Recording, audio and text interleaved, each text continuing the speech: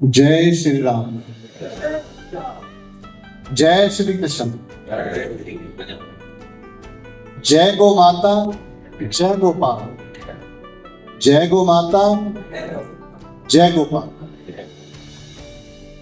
वाहिगुरु जी का खालसा, वाहिगुरु जी की फतेह।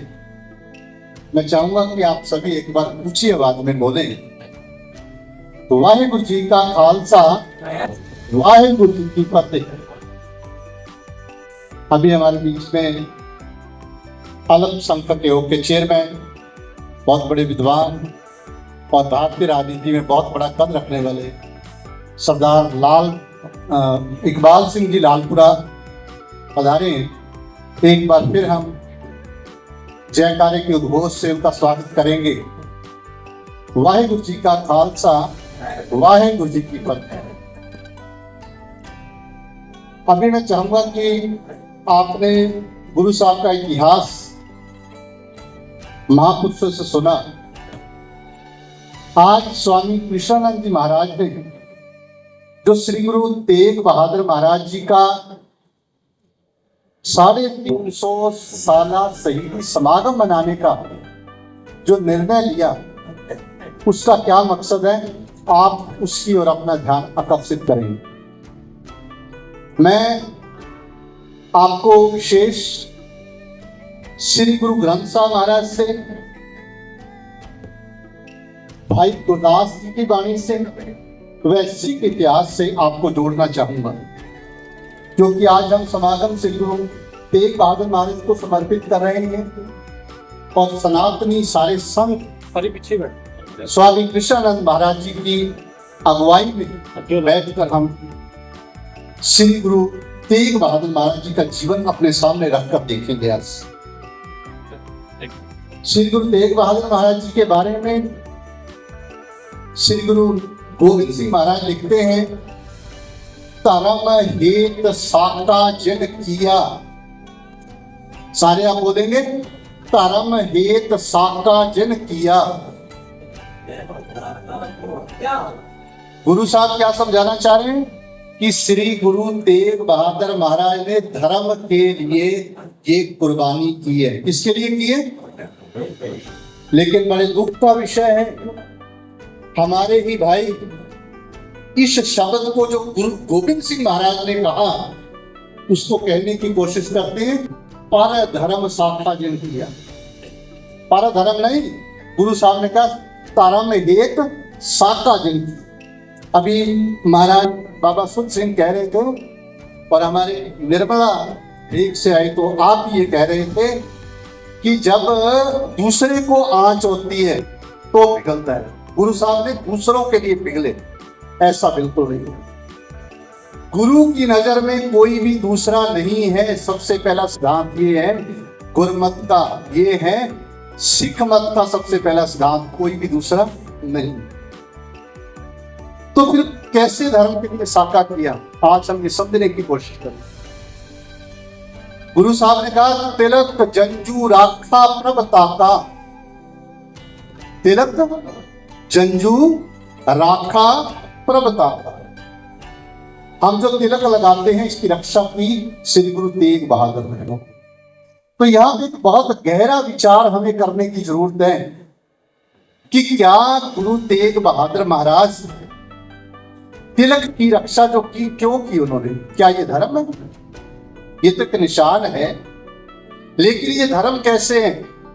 जो तिलक होता है ना, ये माथे पर वहां लगाया जाता है जहां से परमार्थ की शुरुआत होती है, जिसको गुरु घर ने 10वां द्वार कहा है, जहां से सचखंड जाने का रास्ता खुलता है। 10 गुरु साहिबान जब आप गद्दी नशीन हुए तो आपके तिलक लगाया गया। भाव, आपने रास्ता बताया संसार को कि भगवान पर जाने का रास्ता, सचखंड जाने का रास्ता यहां से शुरू होता है। कहां से शुरू होता है? जहां हम तिलक लगाते हैं। अभी हमारे बीच में हमारे पंजाब से जो पूर्व में हमारे भाजपा के नेता रहे, आप भी संगत रूप में विराजमान हुए, आपका स्वागत है। अभी मैं चाहूंगा कि हम, अगर मेरी बात आप ध्यान से एकाग्रता से नहीं सुनोगे तो मेरे आने का कोई प्रयोजन नहीं। मैं कभी भी गुरबत से बाहर जाकर आपको कोई बात नहीं करने वाला। आप मेरी बात को सनातन की गहराई जो है उसको समझने की कोशिश करें। सबसे पहले क्या कहा गया? तिलक, तिलक की रक्षा की। कौन से तिलक की? जो तिलक दिखाकर बाहर लोगों को में डालते हैं उनके लिए नहीं। तिलक क्या है? जो अंदर का रास्ता अपनाते, जो अपने 10वें द्वार को खोलकर, क्या लिखा मोदी ने? 3 मुख टिक्के निकले। कहता टिक्के किनके लगते हैं? जिन मन सच्चा नाम, जिनके अंदर परमात्मा का सच्चा नाम। इससे नीचे नीचे क्या है? जहां टीका लगाते हैं उससे नीचे नीचे क्या है? दुनिया। 9 दरवाजे नवे दर फीके। ये जितने भी 9 दरवाजे हैं हमारे, कान, नाक, इंद्रियों के सुराख, ये सब फीके हैं, गंदे हैं। 9 दरवाजे नवे दर फीके, रस अमृत 10वें चवीचे। गुरु साहब कहते हैं जहाँ पे ये टीका हम लगाते हैं, यहाँ पे 10वां द्वार है, यहाँ पे अमृत बरसता है। अमृत जो उसको पी लेगा ना वो अमर हो जाए, वो दुख सुख से ऊपर चला जाएगा। गुरु तेग बहादुर कहते हैं जिसकी ऐसी अवस्था में वो कैसा होगा? जो नर दुख में दुख नहीं माने, सुख सने और भय नहीं जाके, कंचन माटी माने, ने निंदिया ने उस्तत जाके, लोभ वो अभिमाना, हर सोखते रहे न्यारा, नाहन मान अपमाना, आशा मनसा सगल त्यागे, जगते रहे निराशा, काम क्रोध जय परसे नाहन, तय धत ब्रह्म निवासा। जो ऐसी अवस्था का मालिक होता है वो अपना टीका लगाने का हकदार है, दूसरा हकदार नहीं। फिर क्या कहते हैं? जंजू, जिसको हम जनेऊ कहते हैं। आप जनेऊ, आप कहेंगे जी जनेऊ तो किसी एक धर्म के लिए नहीं। गुरु साहब यहाँ धर्म का अर्थ समझाते हैं। क्या है धर्म का अर्थ? गुरु साहब कहते हैं दया कपास। जनेऊ किसका बना होता है? कपास का। गुरु साहब कहते हैं वही जनेऊ धारण करने का हकदार है जिसके अंदर दया है। दया कपास, संतोष सूत, और वो सूत जब उसका काटते हैं तो जिसके अंदर संतोष होगा ना वही काट सकता है। संतोष सूत जत गंडी सतवत, और जिसके अंदर जत है, जो हर किसी को अपनी बहन, अपनी माँ, अपनी बेटी के समान समझता है, वो है जत। फिर कहते हैं सतवत, और जो उसको वटे देते हैं हम, उसको बांटते हैं, तो वो क्या है? सच्चाई के वटे होने चाहिए। एक जनेऊ जिये का है ते पाने का हत। गुरु साहब कहते हैं अगर ऐसा जनेऊ किसी के पास है तो मुझे डाल दे। उस जनेऊ को कभी मैल नहीं लगती, वो जनेऊ कभी खराब नहीं होता।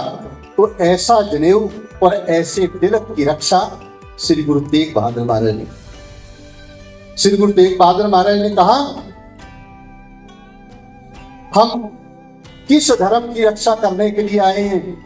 आपने वाणी में लिखा, मन रे प्रभु की शरण विचारो। हे मन, उस प्रभु की शरण विचार करो। कैसे प्रभु की? जय सिमरत गण का सी उदरी, जिसका सिमरण करके गण का उद्धार हो गया। जय सिमरत गण का सी उदरी, ताका जस ताको जस पुर धारो, अटल भयो ध्रुव जाके सिमरण, हर निर्भय पद पाया, दुख हरता के विद को स्वामी, तय काहे विसराया।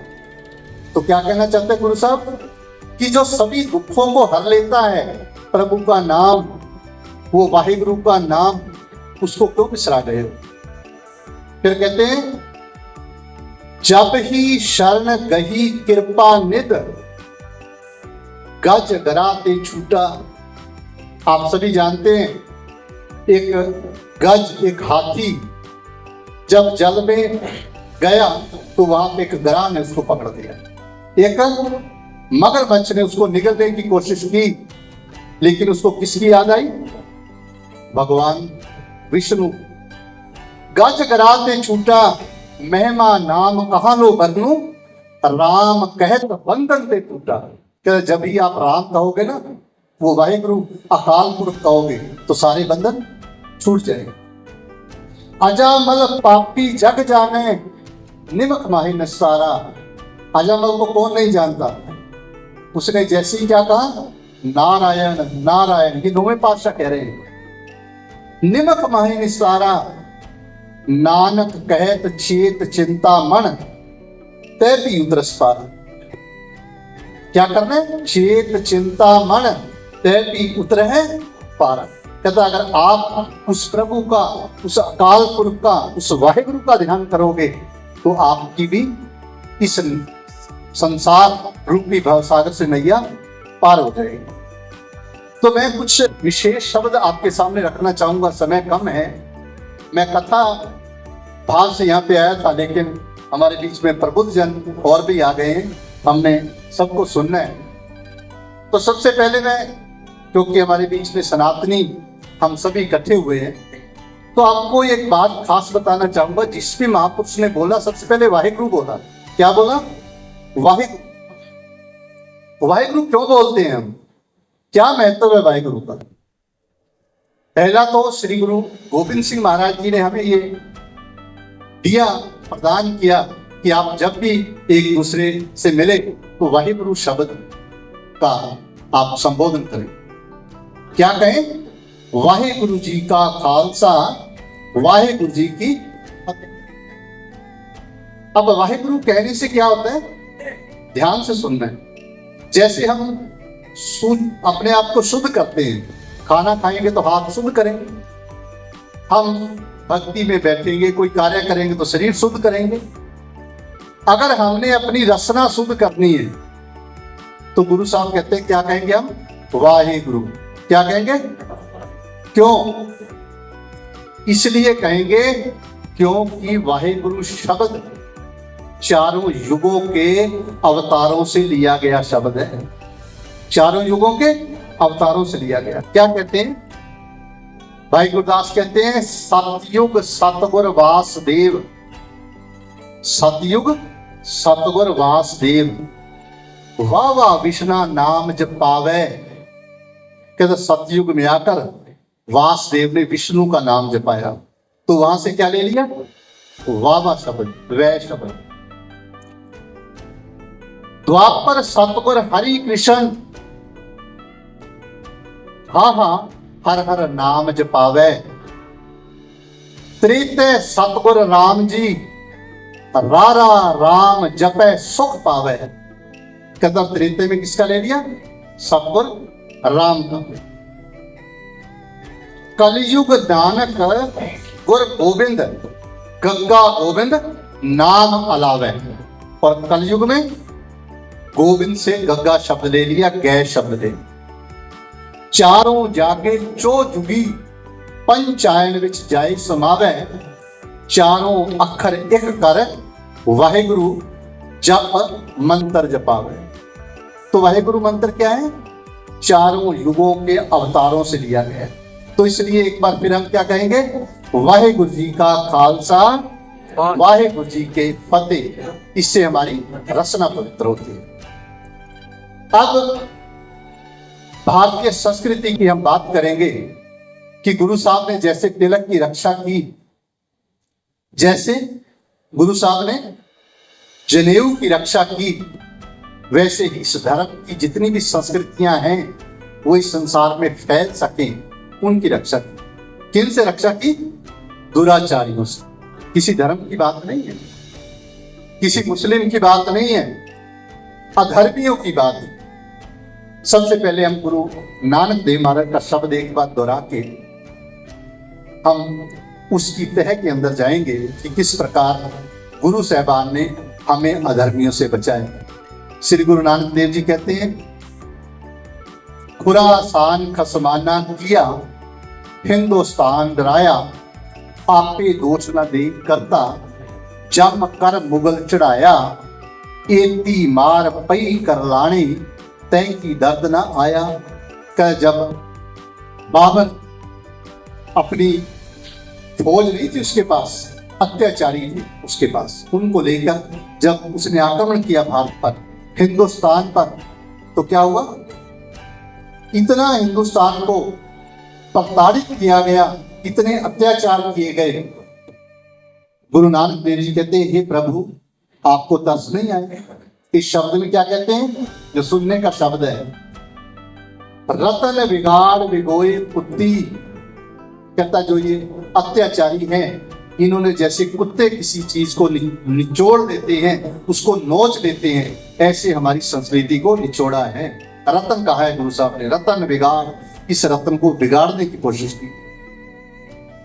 तो फिर से गुरु साहब ने इस रतन जैसे देश की संस्कृति को बनाने की कोशिश की। उसमें से एक संस्कृति जो महाराज कृष्णानंद महाराज जिस पे काम कर रहे हैं, गो आधारित जो हमारा देश है, इसके बारे में आपसे चर्चा करना चाहूँ। और वो मैं गुरु ग्रंथ साहब महाराज से चर्चा करना चाहूँ, क्योंकि हमारे सभी सनातनी भाइयों ने अलग अलग ग्रंथों से बात की है। मैं श्री गुरु ग्रंथ साहब से बात करना चाहूंगा, क्योंकि हम आज श्री गुरु तेग बहादुर महाराज को नतमस्तक हो रहे, तो गुरु ग्रंथ साहब से हम वाणी रखेंगे। गाय के बारे में श्री गुरु ग्रंथ साहब क्या कहता है, ध्यान से सुनने का शब्द है। कहते धन धन ओ राम बीन बाजै, मधुर मधुर तुन अनहद गाजै, धन धन ओ मेघा रोमावली, धन धन कृष्ण ओढ़े कामली, धन धन ओ बन खंड बिंद्रा बना, जह खेले श्री नारायणा। धन धन तू माता देवकी, जय ग्रह रमैया कमलापति। अंत में क्या कहते हैं, बड़े ध्यान से पूरी दुनिया की जो फिलॉसफी है अध्यात्म की और इस संसार की, वो एक लाइन में बंद कर देते हैं। क्या कहते हैं, बीन बजावे। सबसे बड़ी गलती क्या है, अंदर से शब्द को सुनना।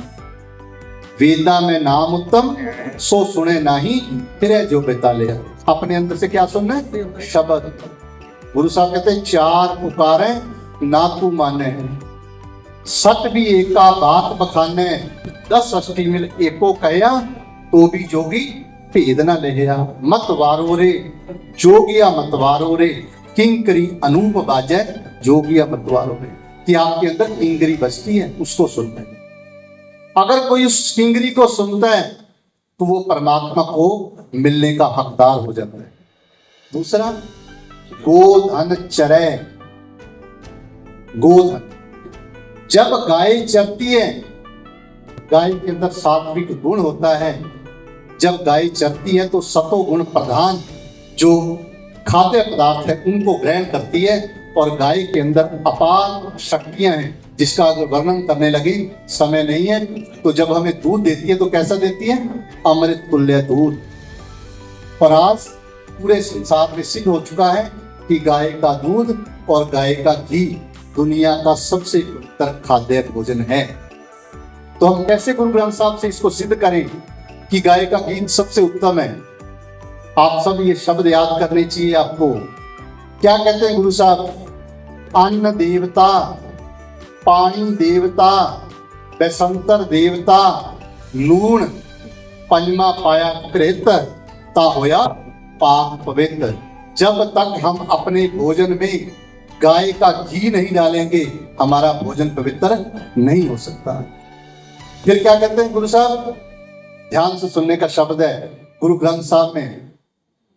कहते हैं, गोपाल तेरा आरता, जो जन तुमरी भगत करंते, तिनके काज स्वारता, दाल सीधा मांगू कियो, हमरा खुशी करे नित जियो। कहते क्या मांगना भगवान से, दाल, अन्न, और उसमें क्या डालना, घी। अगर घी नहीं डालेंगे तो आपको कभी खुशी नहीं मिल सकती। फिर क्या कहते हैं,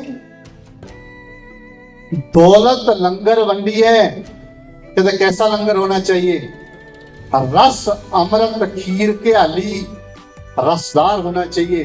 और कैसी खीर होनी चाहिए? जिसके अंदर घी डला हो।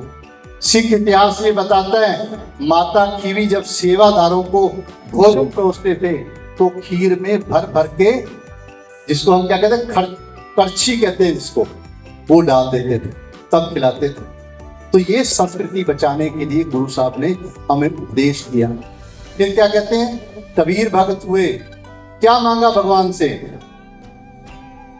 कहते हैं, ओ मांगू संतन रेना, सबसे पहले संतों का संग चाहिए, मैं ना ही किसी का देना।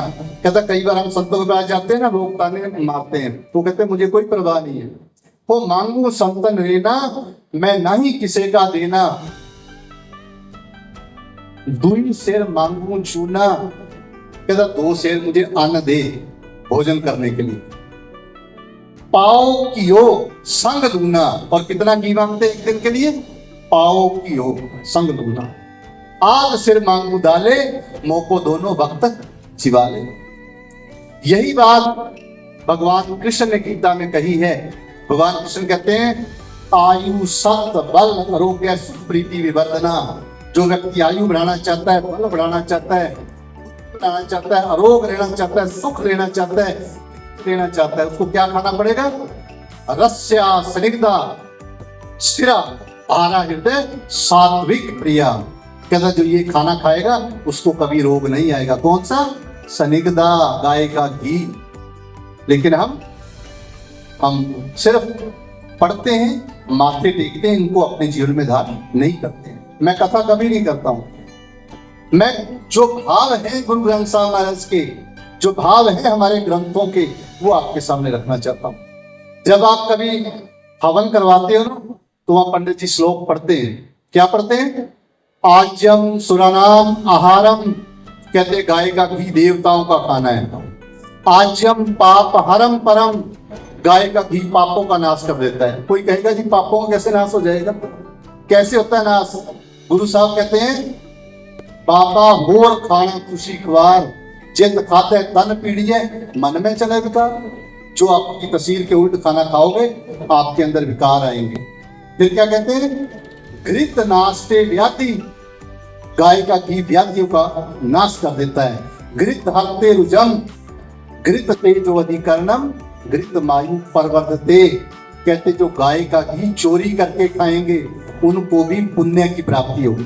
लेकिन हम गाय का घी कृष्ण महाराज को चोरी करते जरूर दिखाते हैं, लेकिन हमारे अपने घरों में गाय नहीं है, हम गाय माता की सेवा नहीं करते हैं। अब कबीर साहब देखो गाय की क्या बड़ाई कर रहे हैं, ध्यान से शब्द सुनना। कहते आस पास घन तुलसी का, ये श्री गुरु ग्रंथ साहब महाराज का शब्द है। आस पास घन तुलसी का, बिरवा माज बनारस गाँव रे, वहां का स्वरूप देख ग्वारन, मोको छोड़ न आओ न जाओ रे। तोहे चरण मन लागो सारंग तर, जो मिले सो वड भागो। बिंद्रा वन मन हर मनोहर, कृष्ण चरावत गाँव रे। क्या जब गाय चराते हैं कृष्ण भगवान वृंदावन के अंदर, जंगल के अंदर, जड़ी बूटियों के अंदर, तो मन आनंद में आ जाता है। और क्या कहते हैं, हे भगवान ऐसा स्वरूप आपका इतना सुंदर लगता है, ना जाना और ना हमें जाने देना। तो क्या हमारे अंदर ऐसा भाव है? नहीं। मैं एक शब्द और गाय माता को समर्पित श्री गुरु ग्रंथ साहब महाराज से आपके सामने रखना चाहूंगा, ताकि हमें पता लगे कि किस संस्कृति को बचाया सिख गुरु साहिबान। देखो क्या लिखा है वाणी में, नामा सुल्ताने बांधिला। कहता नामदेव को सुल्तान ने बांध लिया। देखूं तेरा हर विठला, कहता आज देखता हूं तेरे हर को और तेरे विठल को। बिस्मिल गौ दे जिवाए, नहीं तो गर्दन मारू उठाए। कहते हैं कि गाय की गर्दन काट दी, अगर ये गर्दन ना दोबारा आपने लगाई तो नामदेव तेरी भी गर्दन काट दी जाएगी। ये गुरबाणी का शब्द। तो नामदेव कहते हैं बादशाह ऐसे क्यों हुई? कहते ये कैसे हो सकता है? बिस्मिल किया ना जीवे कोई, जिसको मार दिया गया, जिसको बिस्मिल कर दिया गया, जिसकी गर्दन काट दी गई, वो कैसे जीवित हो सकता है? फिर कहते हैं कर है राम होवे है सोई। क्या जो राम करता है वो होता है मेरा किया कछ ना होई। कहता मेरा किया कुछ नहीं होगा, जो राम करेगा वो होगा।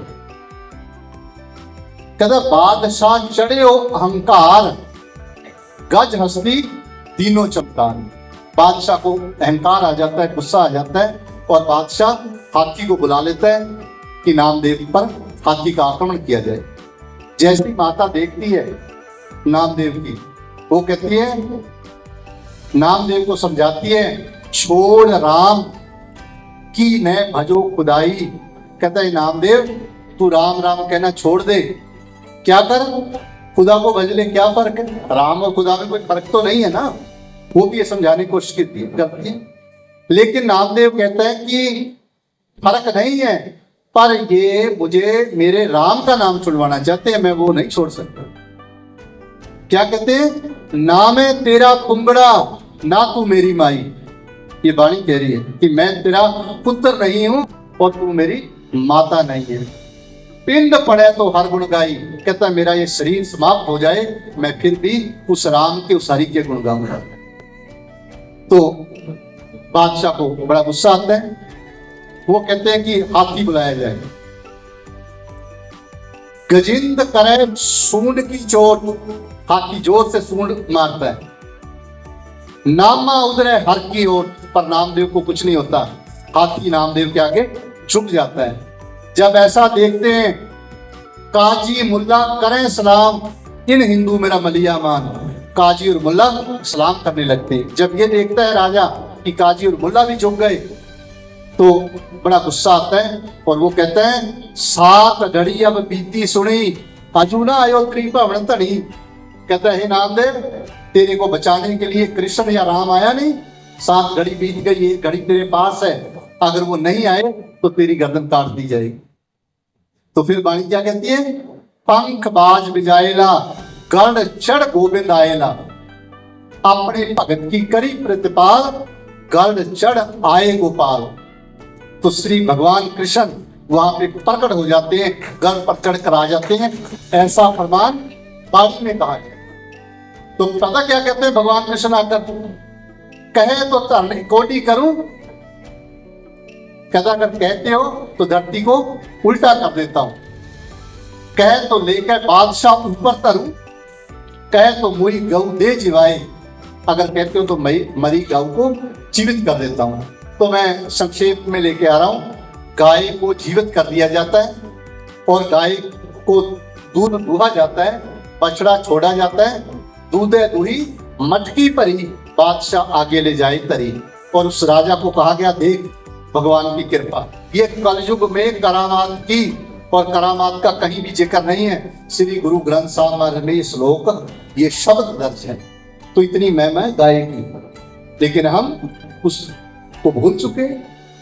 अगर उसको आज जीवित रखा हो तो गुरसिखों ने जीवित रखा है। गुरु साहब ने उस परंपरा को बचाने के लिए अपने बलिदान दिए। गुरु साहब ने धर्म को, सच्चे धर्म को बचाने के लिए बलिदान दिए, लेकिन हम उसको नहीं समझ पाए। मैं एक शब्द और श्री गुरु तेग बहादुर का आपके सामने रखना चाहूंगा। गुरु तेग बहादुर महाराज कहते हैं, ध्यान से सुनना ये शब्द, कहते हैं कौन विद्या, कहता कौन सी ऐसी विद्या है,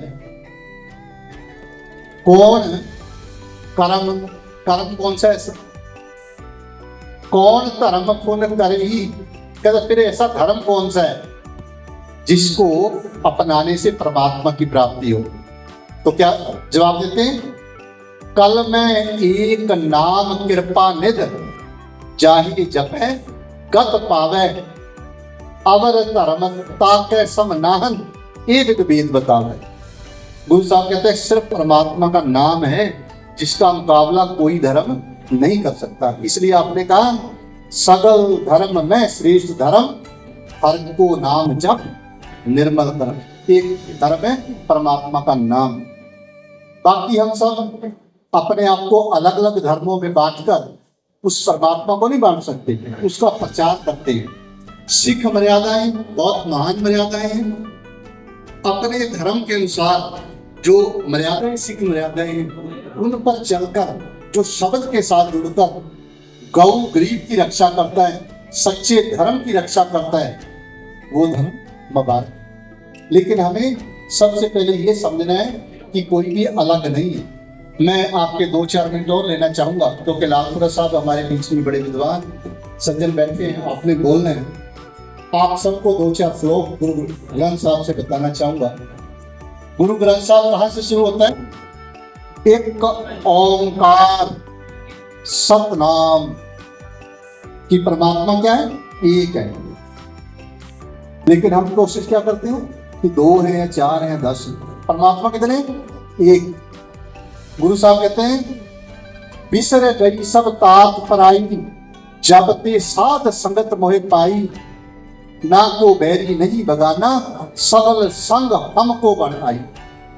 अंत में कहते हैं सब में रब रया प्रभ एको, पेख पेख नानक बिरसाई। कहता जब नानक देखता है सबके अंदर एक परमात्मा तो खुश हो जाता है। तो मैं एक ही संगत के चरणों में अरदास करना चाहूंगा, बेनती करना चाहूंगा।